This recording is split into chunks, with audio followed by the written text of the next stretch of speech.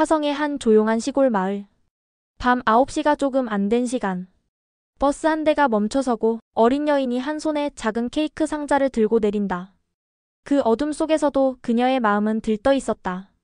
오늘은 동생의 생일이었다. 그녀가 길로 들어서던 찰나 멀리서 차 한 대가 그녀를 향해 미친 듯이 달려든다. 끼익! 차는 코앞에 멈췄고 그녀는 놀라 몸을 움츠린다. 한편 서연의 아버지 동차는 9시 조금 넘는다는 딸의 말을 듣고 버스 정류장으로 향했다. 늘 그래왔듯 서연은 약간 늦게 도착했고 중간에서 마주치는 일이 많았기 때문이다. 하지만 이번엔 달랐다. 정류장엔 그녀가 없었다. 중간에 엇갈렸나? 핸드폰도 집에 두고 간 딸을 위해 일부러 들고 나왔건만 다시 집으로 향하면서도 그는 몇 번이고 뒤를 돌아보았다. 그러나 서연은 어디에도 없었다. 하필 이럴 때 전화기를 안 가져갈 게 뭐람. 걱정이 앞선 서정은 초조한 마음을 뾰로통한 말투로 숨겼다. 몇 시간이 흘러도 서연은 돌아오지 않았다. 불안함은 확신으로 바뀌고 동차는 몇십 킬로미터 떨어진 파출소로 미친 듯이 달려갔다. 네, 실종신고요? 우리 서연이가 없어요.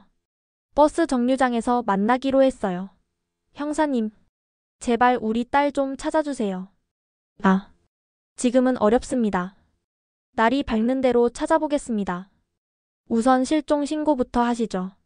이튿날 아침, 형사들이 서연의 집을 찾았다. 탐문 수사, 주변 조사. 가출이요? 아뇨.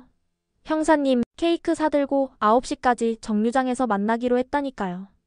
경찰들의 미지근한 행동에 동차는 거의 실성한 듯 버스 정류장과 시내를 오가며 전단지를 뿌렸다. 그 모습을 지켜보던 서정은 결국 한 사람에게 전화를 건다. 여보세요, 아라야, 나 좀 도와줘. 우리 언니 좀 찾아줘. 아라와 서정은 절친으로 아라의 영적 능력에 대한 비밀을 알고 있는 유일한 친구였다.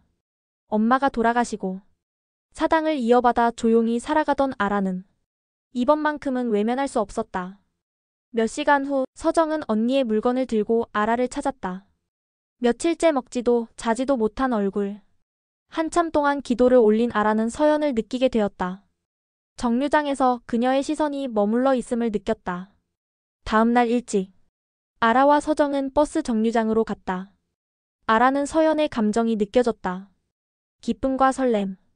동생에게 선물 줄 생각에 들떴던 그녀의 마음. 그러나 곧 감정은 두려움으로 바뀌었다. 초조, 당황, 공포. 아라는 본능적으로 논두렁 수풀 속에 몸을 웅크리며 쓰러졌다. 아라야, 아라야, 정신 차려. 서정의 절규가 울려 퍼졌다. 아라는 온몸을 비틀며 버텨냈다. 그리고 서정아, 오지마. 이쪽으로 오지마. 꺄! 시간이 얼마나 흘렀을까? 덜덜 떨리는 손으로 서정은 경찰에 연락했다. 곧 과학수사대와 형사들이 도착했다. 누군가 논 한가운데 놓여져 있었다. 평택 버스 정류장 연쇄살인 사건. 그와 동일한 수법이라는 판단. 김형사가 급히 화성으로 내려왔다. 수사팀은 이미 주변을 탐색 중이었고 김형사는 눈에 띈 두 여인을 주시했다. 서정 그리고 아라. 시체를 발견한 사람이란 설명이었지만 그 눈빛, 그 기운 석연치 않았다. 그 시선을 느낀 아라는 말했다. 서정아, 나 이제 가볼게. 나중에 다시 와. 응, 고마워 아라야. 사람들 눈에 띄기 전에 어서 가. 김형사가 아라에게 다가서려던 순간 그녀는 조용히 자리를 떠났다. 화성 외곽의 한적한 마을. 경찰차의 사이렌 소리가 새벽 안개를 가르며 지나갔다. 버스 정류장 인근 논두렁에서 발견된 실종 흔적은 여전히 의문투성이었고 사람들은 낮게 수군거렸다. 그날 이후 마을은 조용하지 않았다. 김형사는 정류장 주변을 다시 한번 천천히 후고 있었다. 희뿌연 먼지와 마른 풀잎 위에 남겨진 희미한 발자국. 어쩐지 그것은 단지 피해자의 것이 아니라 누군가 지켜본 자의 흔적처럼 느껴졌다. 김형사님. 조 형사가 파일 하나를 건넸다. 이 여인 말입니다. 이건 평택 연쇄 사건과 같은 유형입니다. 인적이 드문 버스 정류장 부녀자를 대상으로 범행을 했다는 유사성이 있어요. 김영사는 한동안 말을 잇지 못했다. 현장을 정리하고 나서도 그의 머릿속엔 아라의 모습이 떠나지 않았다. 그 여인은 이미 조용히 사라지고 없었다. 저기요. 라고 그가 불렀을 때 아라는 돌아보며 그를 쳐다보았다. 깊고 어두운 눈동자. 김영사는 그 눈빛에 묘한 전율을 느꼈다. 그것은 설명할 수 없는 차가운 직감이었다. 그녀가 사라진 방향을 오래도록 바라보며 김영사는 생각했다. 비가 내릴 듯한 잿빛 하늘 아래. 서정은 무거운 발걸음으로 아라의 사당을 찾았다. 몸은 축 처져 있었고 눈가는 며칠째 붓기를 품고 있었다. 그녀가 사당 안으로 들어서는 순간 아라는 아무 말 없이 고개를 숙였다. 향 냄새가 짙었다. 마치 어떤 존재의 잔향처럼 무거운 기운이 공기 속을 감싸고 있었다. 아라야. 서정이 입을 열었지만 쉽게 말을 잇지 못했다. 언니 어떻게 죽은 거야? 아라는 조용히 눈을 감았다. 손가락 끝이 떨렸고 가슴 언저리에 얹은 손이 무겁게 내려갔다. 말해줘. 나 들을 준비 됐어. 아라는 입술을 꼭 다물고 있다가 마침내 입을 열었다. 내 언니 서연이는 마지막까지 싸웠어. 온몸으로 목숨 걸고. 그녀는 천천히 말했다. 그 수풀이 우거진 논두렁 위였어. 깜깜한 어둠 속 두 남자. 한 명의 오른쪽 목덜미에 그녀가 남긴 깊은 손톱 자국이 있었어. 거의 살이 벗겨질 정도로. 다른 한 놈은 입술이 찢어져 있었어. 아마 너희 언니가 마지막까지 저항하며 물어뜯은 거겠지. 서정의 입술이 떨렸다. 숨을 들이마시려 했지만 몸이 말을 듣지 않았다. 눈앞이 흐릿해지면서 방금 들은 말들이 공포처럼 파고들었다. 그들은 버스에서 혼자 내리는 그녀를 고른 거야. 주변엔 아무것도 없는 곳이었고 인적 드문 조용한 곳이었어. 그놈들은 그런 곳에서 범행 대상을 고르곤 했어. 그만해 아라야, 그만 말해줘. 서정은 두 손으로 귀를 틀어막았다. 하지만 소리는 이미 머릿속 깊이 박혀버린 후였다. 미안해. 아라는 조용히 하지만 단호하게 말했다. 이건 꼭 알아야 해. 그놈들은 아직 잡히지 않았고 언니는 너한테 남기고 간 거야. 싸움의 흔적이 아니라 단서야. 서정은 고개를 떨구었다. 입술을 꽉 깨문 채 소리 없이 눈물을 흘렸다. 그 다음 날 오전 서정은 경찰서로 향했다. 김영사는 사건 보고서를 정리하다가 그녀의 방문을 받았다. 서정씨? 그녀는 고개를 들었다. 얼굴은 차분해 보였지만 눈동자엔 말 못할 무게가 담겨 있었다. 목격자가 있었어요. 네? 서정은 조용히 고개를 끄덕였다. 그날 밤 정류장에서 조금 떨어진 논두렁 위쪽에서 어떤 남자가 그 차를 봤대요. 차량 번호까지는 기억 못하지만 남자 둘, 그리고 수풀 속에서 여자의 비명 소리가 들렸다고 했어요. 김영사는 그녀의 말을 곱씹었다. 너무 구체적이었고 동시에 지나치게 이른 결론처럼 느껴졌다. 그 목격자는 지금 어디 있죠? 그 사람은? 서정은 눈을 피하며 말했다. 두렵다고 했어요. 나서기 싫다고. 거짓말이었다. 하지만 그녀는 이미 결심하고 있었다. 언니의 몸부림이 그 처절한 저항이 헛되지 않게 하리라고. 아라는 사당에 홀로 남아 조용히 촛불을 바라보고 있었다. 조용하게 살기는 이제 글렀나. 날 의식하기 시작했네. 바람이 한 줄기 들어왔다. 촛불이 흔들렸다. 무언가가 아주 오래전부터 다시 움직이기 시작했다. 조 형사님, 아라라는 여자 알아요? 김영사는 낮게 말하며 종이컵에 든 커피를 기울였다. 조 형사가 한쪽 눈썹을 치켜 올렸다. 그 서정이 친구 말이에요.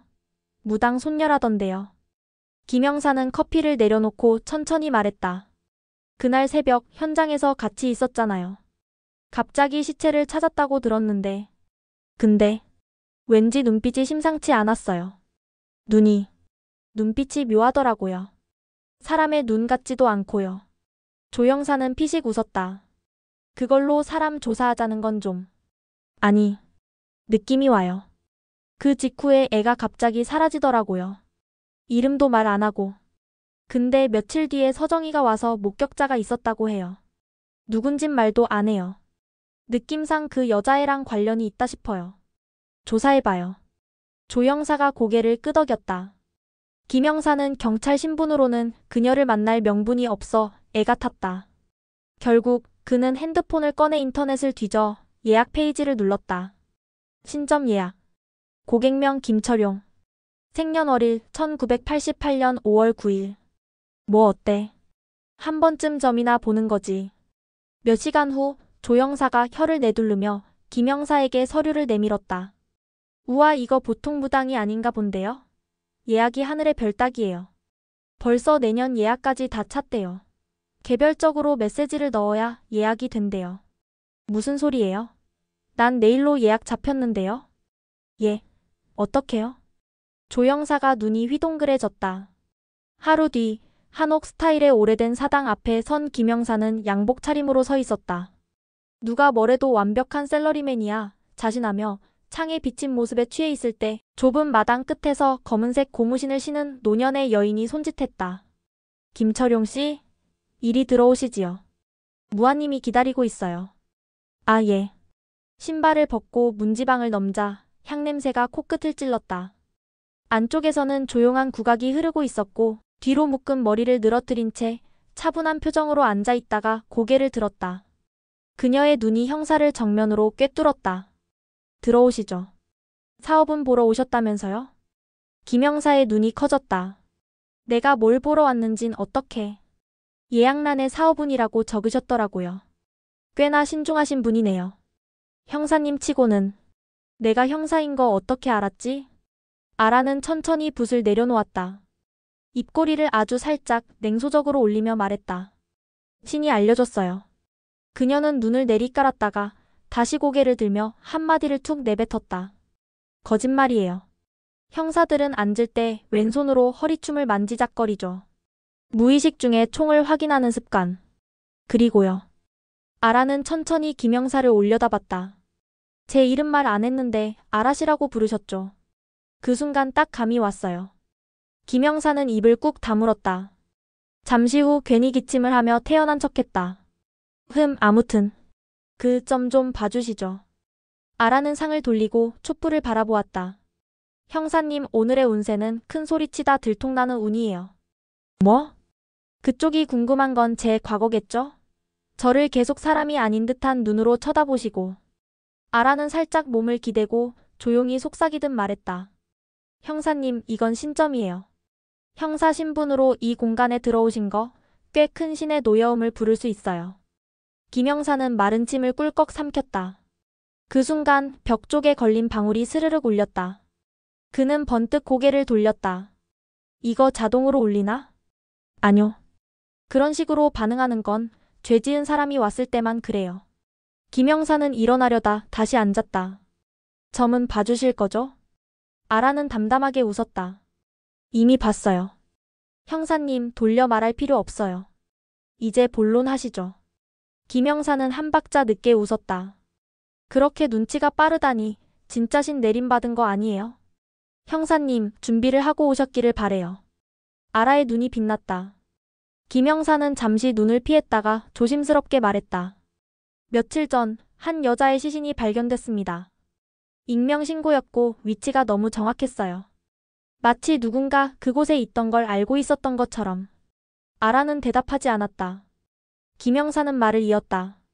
다음 날 서정이가 찾아왔었어요. 그녀 말로는 누군가가 그걸 봤다고 하더군요. 하지만 누구인진 말 안 했습니다. 아라는 김 형사의 눈을 똑바로 바라보며 질문을 던졌다.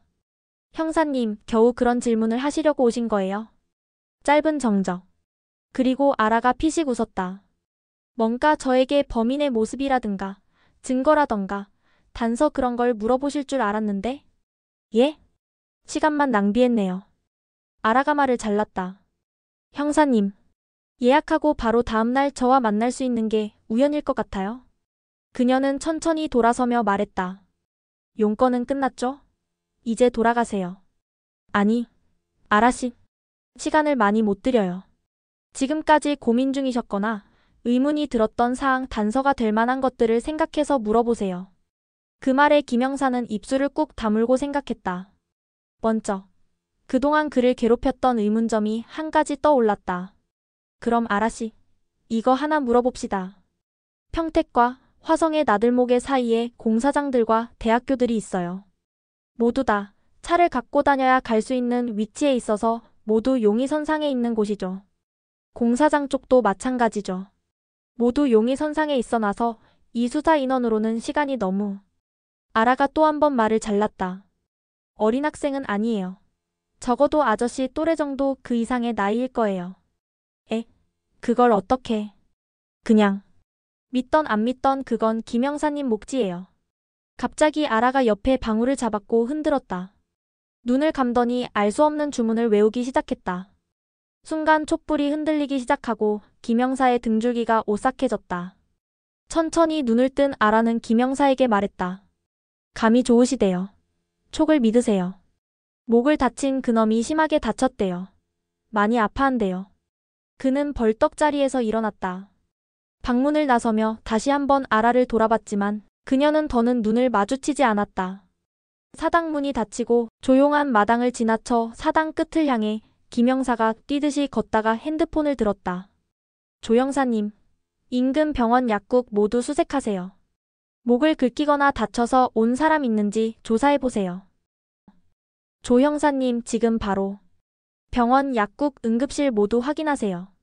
김영사는 전화를 쥔 손에 힘을 줬다. 그날 이후로 목에 찰과상이 있거나 출혈 치료를 받은 사람. 조 형사가 숨을 고르며 물었다.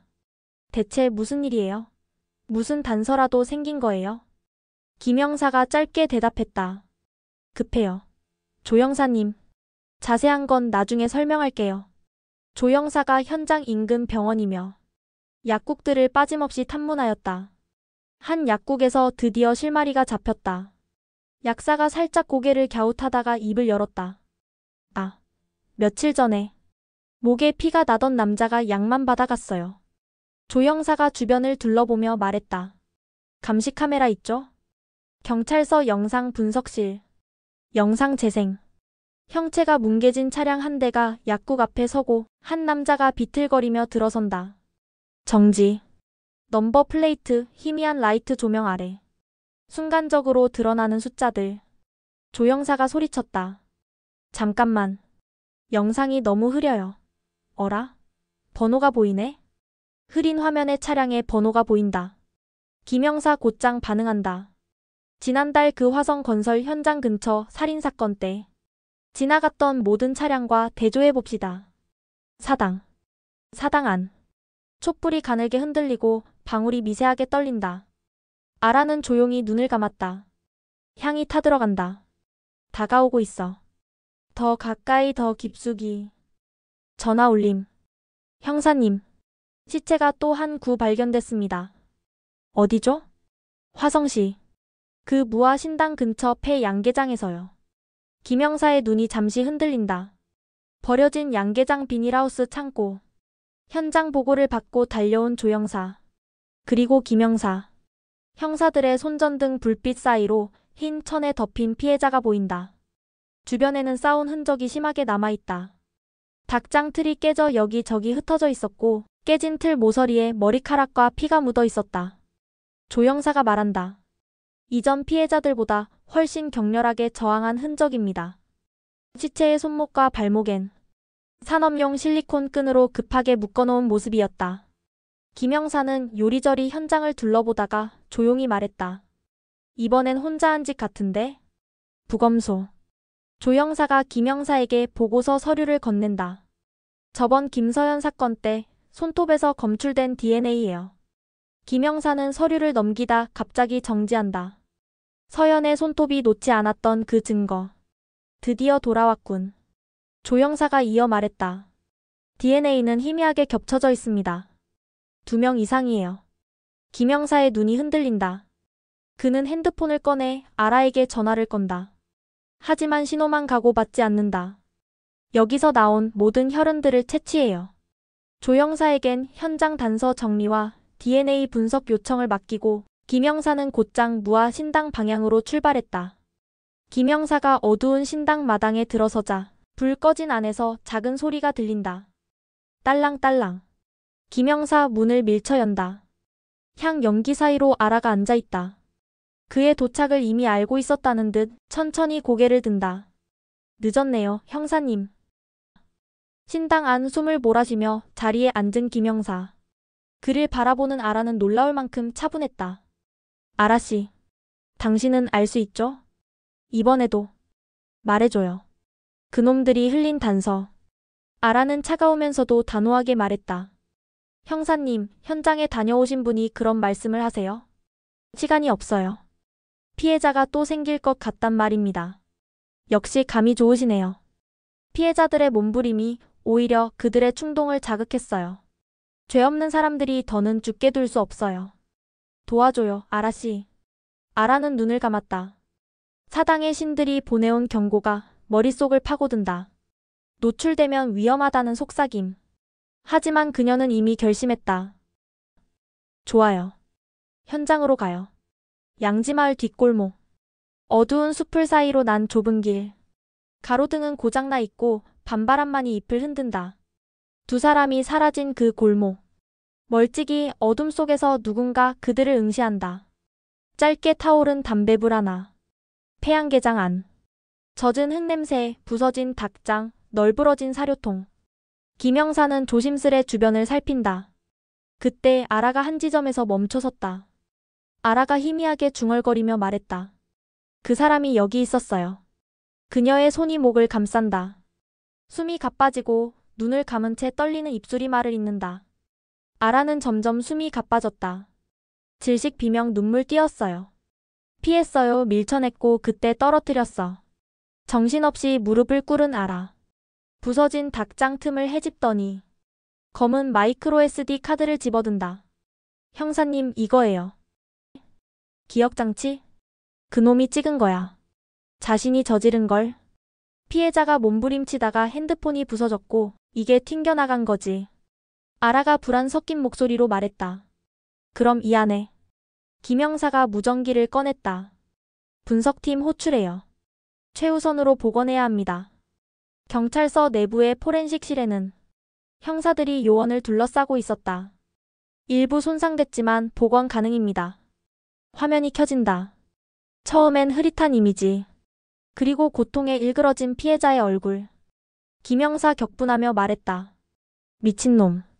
사진을 찍은 거야. 다음 화면. 창고 외벽. 그리고 흐릿한 노란 간판. 성원 ENG 시설팀 4구역 여기야. 며칠 전 조사했던 공사 현장. 잠깐만요. 여기 오른쪽 손이 보여요. 장갑을 끼지 않은 손. 작은 흉터. 그리고 휘어진 검지손가락. 봤어요. 그 손가락 전에 조사했던 그놈이에요. 성원 ENG 공사장 전체 리스트업해요. 사진 속 인물과 일치하는 자 반드시 찾습니다. 아라는 차분하지만 떨리는 목소리로 말했다. 형사님, 이제 그 사람이 저를 노릴지도 몰라요. 그 카드를 찾게 될 때 영혼의 경고 목소리가 들렸어요. 김영사는 그녀를 바라봤다. 눈을 감은 그녀. 하지만 마주 잡은 손은 미세하게 떨리고 있었다. 성원 ENG 4구역. 밤 근무 남은 인원 파악됐어요. 조 형사가 문서 뭉치를 들고 뛰어들어왔다. 이 중 손가락이 휘어진 전기팀장 류승만. 이름 일치. 그 공사장 지금 바로 들이쳐요. 야간 인원만 남았다면 도망 못 갑니다. 밤의 공사장. 철골 구조물 사이로 형사들이 흩어졌다. 숲을 뒤 두 명의 인부가 도망치려던 순간. 멈춰. 경찰이다. 목에 붕대를 감은 자가 허겁지겁 달아났다. 다른 한 놈은 순식간에 기계 사이로 몸을 숨겼다. 30초 남짓한 추격전 끝에 류승만은 쓰러졌다. 목 붕대 사이로 피가 배어나왔다. 하지만 다른 한 놈은 굴착기 뒤편 어둠 속으로 사라졌다. 그날 밤. 아라의 방 창가. 조용한 골목 가로등 빛 아래. 카메라 플래시. 딸칵. 그녀는 벌떡 일어났지만 밖에는 아무도 없었다. 한밤중. 조용한 사당 안엔 짙은 향냄새가 가득 번지고 있었다. 아라는 방울을 손에 쥔 채 무언가를 부르듯 혹은 쫓아내듯 조용히 주문을 읊조린다.